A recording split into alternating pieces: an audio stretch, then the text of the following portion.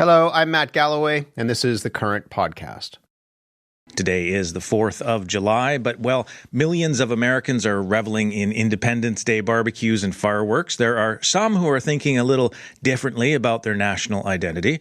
Thousands of people enjoy dual U.S. and Canadian citizenship or are permanent residents. But with our two countries' friendship on the rocks, many feel caught in the crossfire. Joining me now are three people deeply connected to both countries. Sarah Douay was born in Canada, moved to Texas at 8 months old and lived there until she was 17. She's now living in Sydney, Nova Scotia. Bryce McNeil was also born in Canada, but has been a permanent resident and green card holder in the U.S. since 2013. He's in Kentucky. And Georgianne Burke is a dual citizen living in Ottawa. She moved to Canada from the U.S. almost 40 years ago. Good morning to you all. Good morning. Sarah, good morning. Sarah, let me start with you. Canada Day was earlier in the week. Today is the 4th of July. What do those days mean to you this year compared to years past? Canada Day was definitely more, I think, important this year. I think Canada as a whole, we did it a lot bigger to show, our patriotism this year with everything going on with our neighbors to the south. And as far as 4th of July, especially this year, is just another Friday. Just another Friday. Just another Friday. I'll go to work and just continue about my normal day. Bryce, you're in the U.S. How are you thinking about the two national days this year? Canada Day is so interesting when you live in the United States because it's still the beginning of the fiscal year in the workday of so many people's lives. So not only is it not a big deal here, but it's actually kind of a super hyper work day. Mm-hmm. But I did take it as easy as I could and kind of reflected and took a little picture with my daughters and the flag and everything like that. It was great.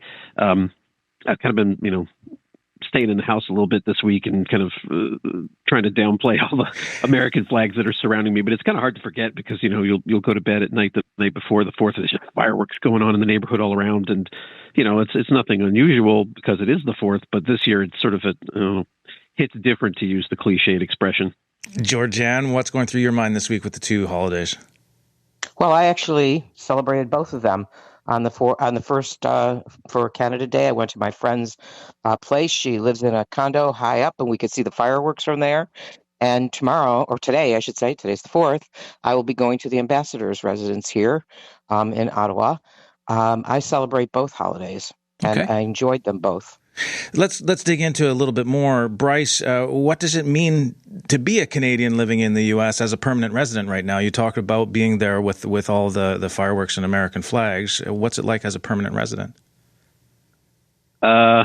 Feels a little strange, even though I've done it many years. I should point out, even before I was a permanent resident, I lived here a while as a student. So, it's been 20 plus years. There's this overwhelming sense of patriotism that, is overcoming everybody, and you're just kind of standing there nodding. And I think especially when you're Canadian, I guess you, quote unquote, you blend a little more. So people are looking around at you like, oh, you're also flowing with patriotism, right? And I'm not quite. It just seems so silly that we have all of these heightened and I think unnecessary political tensions going on that makes you have to think about all these different things. But I guess I should also point out, just given the state of the political climate in the United States, separate from the relationship with Canada, makes it, kind of bittersweet for a lot of people. I think there's a lot of people, even if there weren't any disagreements going on between the United States and Canada, that just generally are, have a lot of strong feelings about the direction of the United States now, that it makes it a little bit hard to be hooray, hurrah, So, I feel a bit, I don't want to say conflicted is the word, but it's for me, it's kind of more of an ordinary day than it normally would be. Do you have conversations with your friends and neighbors or co-workers about being Canadian? One thing that Canadians in the United States will tell you is that they have a hard time shutting up about being Canadian. Although it is funny because, it's people that I work with, I mention it all the time, colleagues that I maybe only interact with a few times a year at conventions, because I'm, affiliated with a number of organizations. You'll go and then they'll be surprised to find out that you're Canadian. And then it's, I was at a very big convention this February right when Justin Trudeau was giving a very big press conference, and we had this big ceremony that was going on. And, everybody's paying attention to the ceremony, and I'm glued to my phone because Justin Trudeau's giving this really important speech. And at some point during this convention, I mentioned something about and one day I'd like, to go back home to Canada, and, so I can't, do this thing I'm doing for the group anymore. And a few people in the room were nodding, and others are like, what, you're Canadian? But, in terms of the people I interact with on a day-to-day basis, it's kind of hard to forget I'm Canadian. And so I'm surprised at how little they ask me about the current political situation. They don't really raise it as a topic, but they're just, they can't not know because, I kind of have a big, I've got big Cape Breton and Canadian flags in my office cubicle and everything like that. It's kind of hard to forget if you interact with them more than once. Georgianne, you've lived in Canada for a long time now. What role does your American citizenship play in how you see yourself? Well, so I was born in the United States. I didn't move here until I was very much an adult with 6 children. And so therefore, I would say that I was immersed in my American identity first, okay?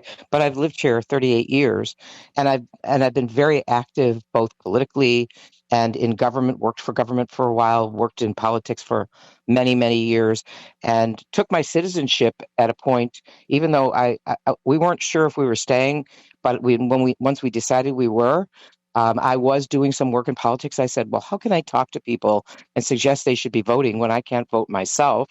So I took my citizenship and have been involved. And that was 25 years ago. So I've been involved ever since.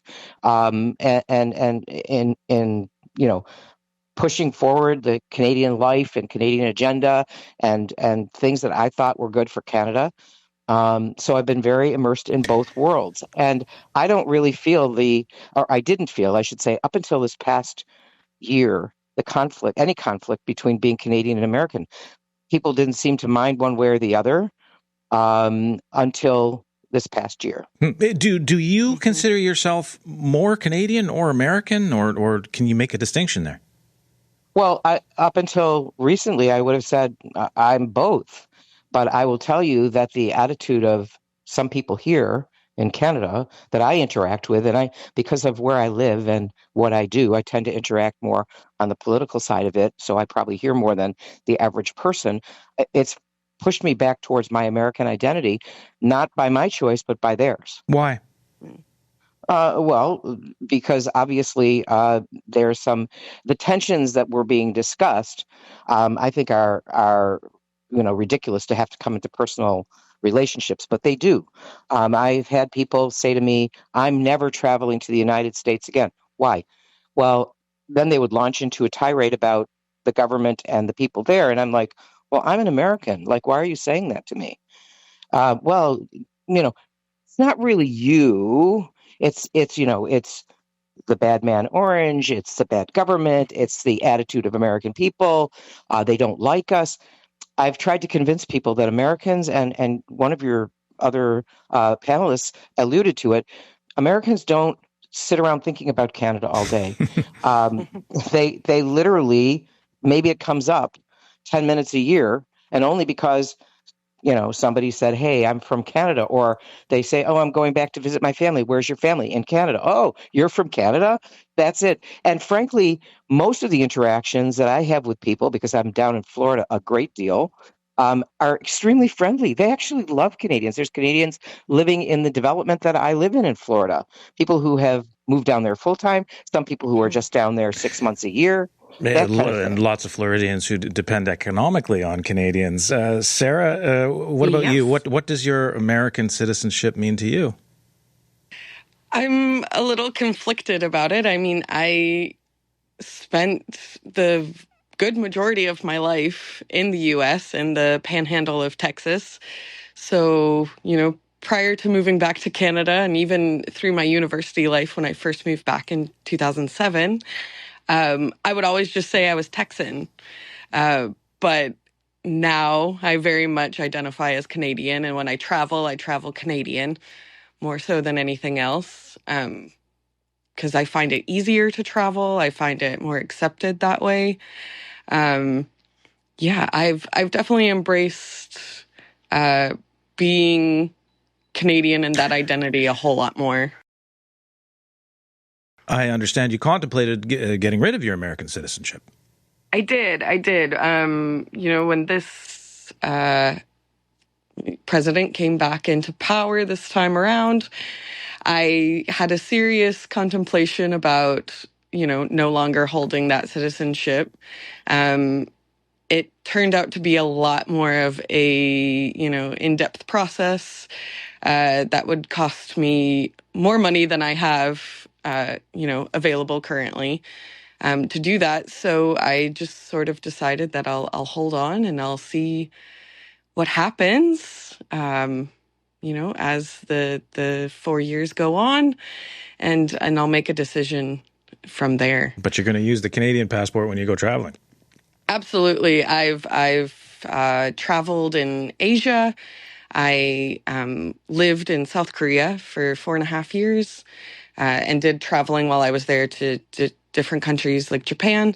And it's so much easier to travel Canadian, and people abroad are so much more like welcoming, I find. You get in a taxi in Tokyo and the guy goes, "American?" And you go, "No, I'm Canadian." And he, becomes so much more welcoming and tries to chat with you and things like that. So, yeah. Bryce, you said you've been in the United States for quite a while now. There hasn't been tension like this between Canada and U.S. in a long time. When the trade war began, what went through your mind? You've got deep roots in both countries. Gosh, it was, it goes all the way back, honestly, to even election night, even before the discussions about trade. I'm a late in life father, and I just found out that my second daughter was also going to be a girl. I'm a girl dad. The night of the election, and my wife and I just having this look at each other like, "Oh, it's a girl," and then also this kind of like, "Oh, but also look at the political situation, and should we fast track the plan to get back to Canada one day?" And it's kind of like an unspoken, kind of silence there for a little bit. And then, of course, I guess kind of because we were able to kind of predict a lot of the tensions that were about to happen. She's American, your wife, though. She is American, and not just American, like, proudly American, very much a nut for, political history in America. Her father was involved in state politics and in even national politics to a degree. And so, for her, I think she's going through this whole feeling of not being particularly happy with her country right now and wondering what it stands for. And I'm, also like, well, proud Canadian living here and I'm I want to point out, like, I identify as Canadian. I'll always be Canadian, but I'm very, very happy with what the life in the United States has provided for me. So there's always a sense of, I'm not trying to feel or try to communicate a sense of ungratefulness, but at the core of it, I think, your upbringing is very hard to shake. And I don't even think about it as like choosing to be Canadian. I just am, but it just is. Georgianne, yeah, what about sorry, you? What went through your mind when the trade war started? Well, first of all, as I said, I'm kind of political, and I look at these things from a different lens than I would say a citizen who isn't involved. And I tend to minimize a lot of the rhetoric that became the boiling point for a lot of people. I said, you need to stop listening to that stuff and just pay attention to what actually gets done. And that's not what happened. As a matter of fact, when people got upset about President Trump calling Canada the 51st state, what did you think? Well, first of all, I publicly said, and I am fairly public on social media, I publicly said I wildly oppose this. I think it's a terrible idea. And he was actually, if you look back to the history of how that all happened, he was kidding. But then he found out that Canadians were hypersensitive, I think that's the understatement of the century, to that comment. And he, therefore, because this is his behavior, and one thing I don't like about him is that he picks at a scab when he sees it, and he just picks and trolls, and people got madder and madder about it. In fact, that is what caused the deciding factor for me to leave. I received a series of emails as a result of an interview that I did with Canadian Press, in which someone assumed that I was saying I supported the 51st state. I was never even asked about that in the interview, but other people were. I don't support it. I had a series of emails, very unpleasant emails, which I ignored. I've had that happen before. But the last one was a death threat. And I said, you know what? If people are this insane here that they think that it's okay to send me I'm relatively insignificant. I mean, I don't, I'm not the prime minister. I'm not a member of parliament. I'm not a staffer on the Hill. I'm involved, but not like in any way that's significant enough for people to see me as a threat that they would send me a death threat. Well, it's with the police now. But I said, you know what?